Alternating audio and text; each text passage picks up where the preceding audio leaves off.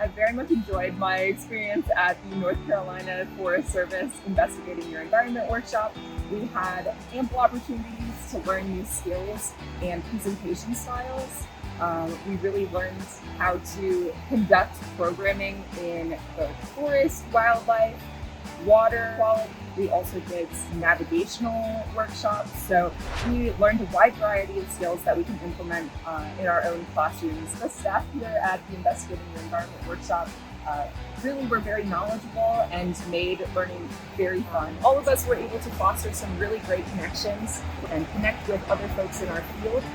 I've met really impressive educators, and we were able to exchange information on how to develop programs, what types of programming might be interesting in our areas, and then just general tips and tricks on kind of the field that we're in. We learned a lot of really critical skills for how to make programs accessible to different age ranges and in a wide variety of environmental fields. It was a blast. It was such a valuable workshop to attend with such a wide variety of lesson opportunities. So come out and join us.